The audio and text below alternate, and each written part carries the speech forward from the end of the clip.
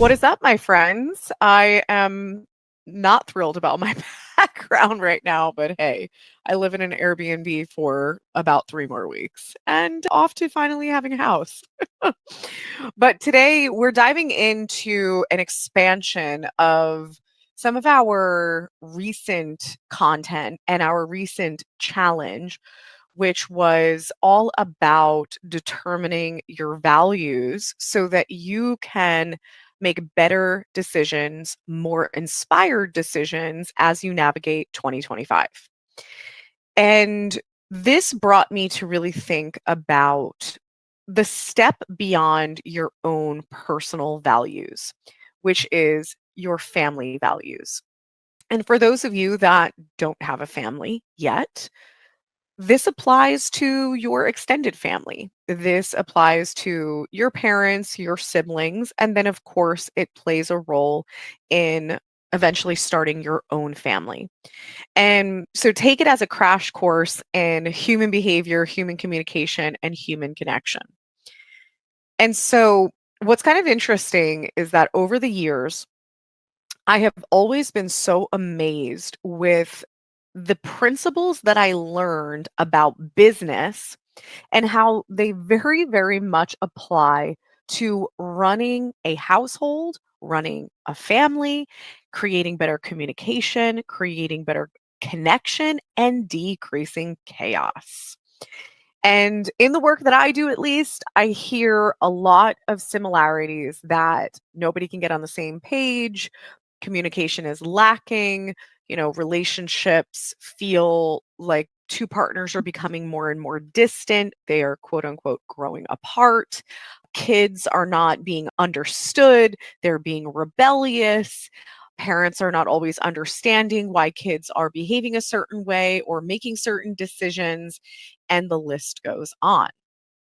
And when I think about my earlier journey as an entrepreneur, the same thing happened in business. Is why did I find myself getting so triggered or upset in certain situations, or being so triggered by certain behaviors of individuals on my team? Why did I feel like no one was on the same page? Why did I feel like communication was so difficult? Why did I feel like we were just kind of going round and round and round on a merry-go-round or a hamster wheel? And why did it feel like there was chaos and constant fires to be put out? So, a lot of synergism, synergy when it comes to what I hear from people running a household, in addition to what it felt like as being a unenlightened entrepreneur. And when I decided to actually embark on more business training and formal education, I embarked on getting a certification called Scaling Up, which was created by Vern Harnish. And essentially, what I really liked about it is that there was a lot of focus on the people aspect of business. This was not about marketing techniques and schemes and, running paid advertisements and how to get more followers and how to increase your revenue. This was about the foundational things that create visionary companies. They create companies that you and I both know of because they have such a big name, but these are also companies that have persevered past 100 years. So they've persevered past the original founder. And the only way a company can persevere and persist past its original founder is if it has a really, really, really strong foundation. And that foundation is really rooted in its people, in its values, and in its mission. And the values part is so significant. And so I got introduced to this concept because the people part of business was my pain point at the time. And I got introduced to this idea that it's because no one had a playbook. No one had a set of foundational rules of how to show up and how to not show up. And I was like, okay, tell me more.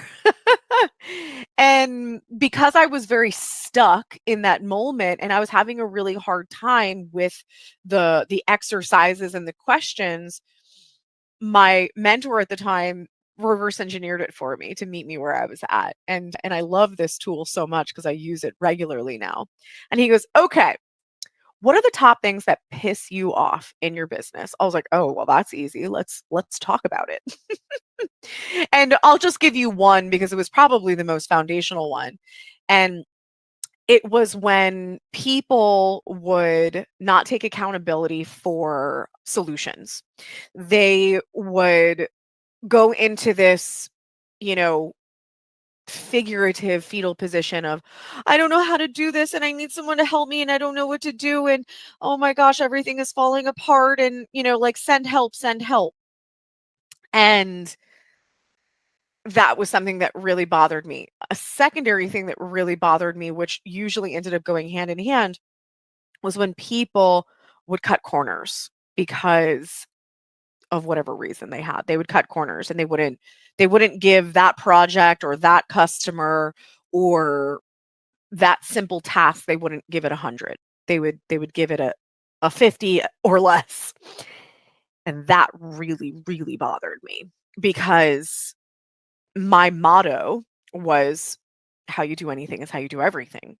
If you are going to cut corners here, then you must be cutting corners in a lot of other places. And this was somewhat rooted in my experience as a waitress. First of all, one of my values is experience.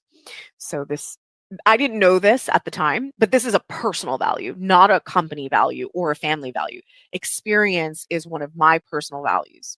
So when I was a waitress, again, I didn't know this, but I was fully embracing that value. And the reason being is because it didn't matter if I was having a good day, a bad day, if I felt like crap, I gave 100. And that is because I wanted to make sure that the people sitting at the table were having an amazing experience. Because at the end of the day, you don't know the story. You don't know if these people go out to dinner every single day and it's just a average day for them. You don't know that if maybe there's a couple sitting in front of you and they are on their last leg about to get a divorce and they are out trying to rekindle their romance in order to stay together.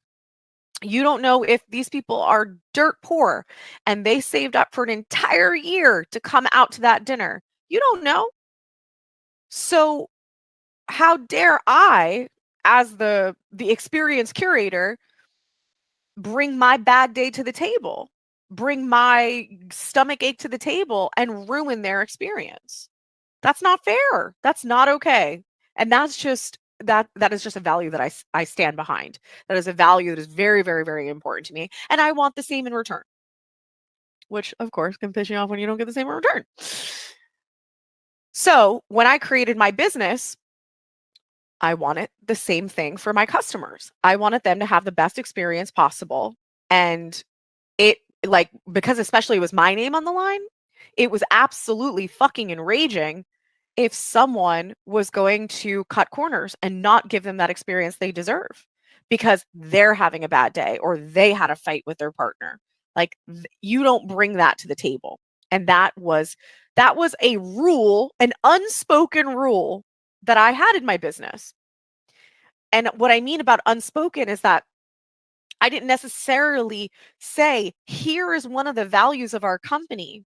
And if you violate this, one, it's going to create a lot of problems. And two, you're grounds for termination because you're not a fit for this culture. So when you think about this, some of this is happening in your house already, in your family. Like, your kids know, like, don't do that in front of mom. Don't say that in front of mom. But they don't know why. They don't understand the deeper meaning, the deeper understanding behind it. You might not even know the deeper meaning or deeper understanding behind it. You know that when your kids do this, or your husband does this, or your wife does that, or your mom does this, that it really ticks you off. But you don't necessarily know why. And that's the beauty in values, is that you start to understand why certain things are a hard no for you, why certain things are a heck yes, why certain things are going to piss you off, and why certain things are going to light you up and give you energy. It gives you that you have all the feedback in your current life, in your current environment. It's just reverse engineering it to understand it.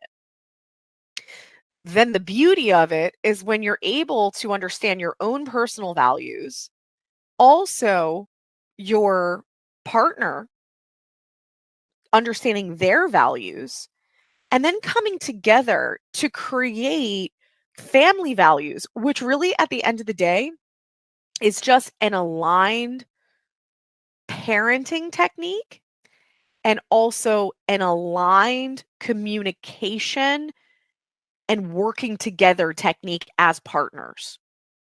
Because if you understand how both of you think, you understand how both of you operate, then you're able to come together with a customized way of doing things, a customized way of communicating, a customized way of structuring your day, your week, your month, your year. You have a better idea of what vacation will serve everyone, opposed to, I want to do this. No, I want to do this. You have a better idea of what type of extracurricular activities your kids should be in, what type of school you're going to choose, what type of food you're going to feed your family. Like it takes the questions out of everything. It takes the fighting out of everything when you have this level of clarity. And also, let's be real, we all have heard the term good cop, bad cop in a parenting situation. And that's because kids will prey on the cracks. Because you and your partner, chances are you have a different set of values, but you've never actually brought the values together to see where the overlap is and to see how that formulates a parenting structure or methodology. So now your kids will see where mom says yes and where dad says no, and vice versa. And they're going to then prey on that and they're going to leverage it. And then they're going to leverage it to the point that you guys are the turmoil is between the two of you as partners. It's not it's not between the kids. Why did you allow them to do this? And why did you allow them to do that? And why did you say yes? Why did you say no? And it's because you've never actually had the ability to understand each other's values and to come together as to how does that play a role in how you communicate and align with your kids. I feel very fortunate that I did a lot of this stuff prior to having Q, because now that I work with so many families, I see the ripple effect. And it's not once the kid is born and older and has, has a voice and an opinion. Like this starts, like the conflict starts in the pregnancy. Oh, I want to do a home birth. No, no, no. What are you, crazy? We need to be in a hospital in case something bad happens. And like, oh, breastfeed, bottle feed, who's going to stay home, who's not going to stay home, nanny, daycare, mom and dad, grandparents come over, like watch the kid. It's like literally once you have the kid or the pregnancy, that's when you really see the alignment or misalignment between two individuals. Because when it's just the two of you, we could sugarcoat things a little bit. We can spend more time apart. We have more of that time and freedom. You could sweep some things under the rug, like no big deal. I'm just gonna let that be, and I got to go to work. But it's when the kid is in the mix, you see all the cracks in the communication. You see all the misalignment in your values. And so it's just a feedback mechanism. It's not to say, oh, this person is bad for me or anything like that. It's an opportunity. Every challenge is an opportunity. And so that's really the beauty of it, is if you can understand your own values, you can radically change how you show up in all of your relationships, especially your romantic relationship. And then if you're able to leverage the understanding of your own values in order to then curate what does it look like inside of our family, then you're going to not only have a lot better of communication with your children as well as your partner, but you're also going to be able to have a lot less chaos because decisions are being made that are aligned, and you know why they're aligned. It's not the idea anymore that someone is, and sacrificing is not the right word. It's not that someone is having to bend, or someone is having to, um what is the right word that I'm looking for right now? You guys know what I'm saying, though, is it's a matter of, you guys are making decisions that are aligned, and it's no one feels defeated. No, not one person feels like I'm just going to do it your way, which, we call demand relationship, which that shit gets real old real quick. So the moral of the story is that there is actually, for those of you that are entrepreneurs, for those of you that have been in corporate models, you can actually take a lot of wisdom away from what you've observed and what you've experienced in those models. In corporate models and properly run entrepreneurial businesses, is there's a lot of meetings. There's a lot of meetings that with very specific frameworks and very specific structures in order to get everybody on the same page, for everyone to know what they're responsible for everyone to know what they own. And then, of course, there is someone directing the whole thing that's making sure that everybody's accountable and everyone's producing. Imagine running a household like that. Imagine running a household where everybody knows exactly what they own, and they know that they're accountable to that, and they're required to actually show that they have produced results. They've produced outcomes with the thing that they own. You know how many times I hear it and I see it is, do the dishes, do some chores, do this, do that. This could be to your partner, this could be to your kids, and I'll just do it. But what if you don't do that at work? You tell somebody to do something and then you're like, "I'll just do it. I'll do everybody's job because they don't want to do it." You don't do that. You you literally will give them feedback and say, "You better do this, or this is your consequence."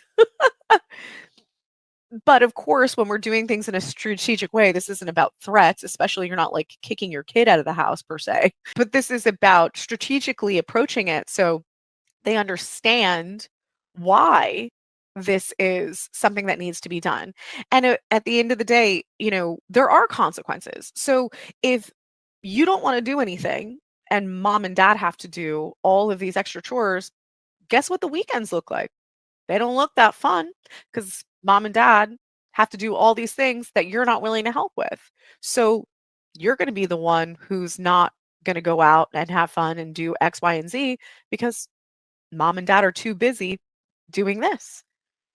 There's a lot of ways that you can go about this so that your child is more willing to be accountable to it, opposed to just saying, "Oh, we're going to kick you out of the house if you don't do this." So again, look at the things that you feel like have really that you've really valued inside of a work environment, or you've really seen move the needle in your entrepreneurial business. And obviously, if you're like, no, my entrepreneurial business is a shit show, then we should work on that. But if really at the end of the day, it starts with understanding your own values first, because if you can understand your values inside and out, you can have more strategic conversations with your partner on how to align your values. And it makes sense. It doesn't feel like one person has to compromise, that both of you can come together and say, I operate this way for this reason. I spend money in this way for this reason. I like to spend time doing this for this reason. And you bring it together, you are able to align, and then you cascade that. Remember too, if you ever had a boss that came to you really unprepared, really like flustered, confused, unprepared, you're like, "Mm, okay, good talk, man." And you don't take it seriously, and you definitely don't necessarily act on it, and there's probably no positive outcomes that come. So, for you to constantly have conversations with either your partner or your kids that are out of frustration or unstructured, you don't have your exact bullet points to make your point. You don't have the bullet points of this is what's going on, this is what I need you to do, call to action, and this is how you're going to be accountable to it. Okay. Yeah. See you later. If When you approach it from that perspective, they're like, she ain't messing around. He ain't messing around. Like, all right, like I better listen. This conversation was a lot different than in the past when, oh, I can't believe you didn't empty the dishwasher again. And so you can be very, very strategic in how you communicate that you get taken more seriously. And not to say that you don't get taken seriously, it's just your tone, your confidence, your presentation, it makes a difference. This is why people spend years and a lot of money to become great public speakers because you don't just wing it. It's a practice, it's an art in order to speak in a way that people listen, to speak in a way that people take action. It's an art. And really, as parents, we should be mastering that art. We shouldn't just be winging it. And that's one of the biggest lies I think that is out there, is that you just wing it as a parent. It's funny because people love to share when you're pregnant or having a kid. They love to share all of the, oh, just wait for this, and oh my gosh, this and this age, and oh my gosh, and I just took everything with a grain of salt. I'm like, okay. And I don't find any of it to be true, my truth. And I tried to think about it, like, why? Are we that different? Are we that weird? And I think it really comes down to the fact that I'm running my family like I run a business. Not to say that that means I'm stringent and I'm the CEO of my house. It's just I'm using strategy, I'm using tools, I'm using structure. And to some people, when you say that on a high level, it could sound really strange, but we just have regular rhythms in our house. We have rhythms of Nick and I have a meeting. We don't, Q is still really little, but it's like if he was older, we're not going to have a meeting with a child until we meet. So then we're on the same page. There's no cracks in it that they could take advantage of, and then you cascade that message down. It's the same thing that would happen in a management, director and superior. They're having a conversation, getting on the same page before anything is cascaded down to any of their employees. It's about that alignment. And so, we're making sure that communication is key. We're making sure that we are understanding our values. We're also making sure that we're not just subscribing to like what is normal, because we make every decision based off of our own personal values and our family's values. And we also decide how we are going to spend our money and invest our money based off of our values. So, things that we spend money on, other families can look at us and think we're fucking crazy. But I can also look at other people that spend money on toys and things and, that I think is crazy. Like, we experience, as mentioned, is important for me, but adventure is really important to Nick. So we realize that adventurous experiences coming together are very valuable for our family. So if we're going to go on a vacation or a weekend trip, we want to make sure that there's that beautiful balance. There's going to be adventure. So something with nature, if it's going to be a beach, if there's going to be hiking, if there's going to be a mountain skiing, snowboarding, whatever. But then there's also the experience that I can go have a fancy meal if I want to. I can go do a little shopping if I want to. We find places that have that beautiful blend. Like, how cool is that when you could be so hyper specific on how you curate a vacation, how you curate a weekend getaway, that both people are being served. And then in turn, the kids are being served because you're essentially curating and cultivating their values. So the moral of the story is that understand your personal values, and it's a work in progress always. You could always question your values. You could always feel like your values evolve. That's totally normal. But you should be able to remember them. And you should be able to remember your values because they are you. They are who you are at your core. So people, I feel like, do these exercises and then I'm like, "What are your values?" And I do it on purpose. "Hold on, let me get my paper." No, no, no. You shouldn't have to get your paper. You should know at least your top value. Otherwise, keep doing it until it's like a no-brainer because you know exactly what your values are because they're you. They're your essence. Start to understand your own and then be able to get to know your partners and then come together. What does this look like? What does the fusion of these look like? What are the things that are going to be the most important for us as we raise a family? And if there's two values that are completely unmatched, you do have to figure out what the middle ground is, for a person who's like, I really value health, wellness, nutrition, and I want to spend money and time and effort on that. Another person who's just like, I could care less what I eat. That could create some significant stress. And so it's a matter of like, how do we meet in the middle with this? And let me get to know a little bit more. What is your idea of health and wellness? Here's my idea of health and wellness. What's your idea of health and wellness? And that person might be like, oh, well, I think it's all about exercise. I think it's all about physical activity. Okay, great. So definitely want to make sure that we're incorporating that.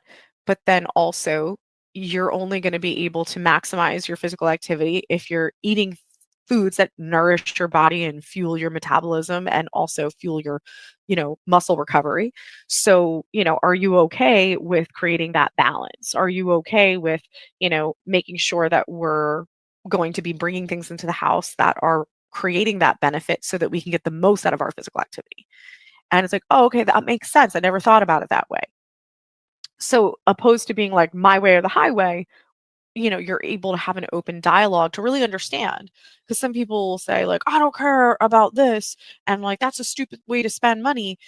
But it's because maybe someone has never really opened their eyes to the value of it or that. Like, there are a lot of people that grew up eating complete shit food. But then when you really talk to them, they feel like shit. They have headaches all the time, their gut is a mess, like, they feel like they're, quote, unquote, "getting old," but they're, like, 30, their joints are a mess and this and that, and they're like, "I had no idea food would cause these problems. I thought this is just genetic or this is old age."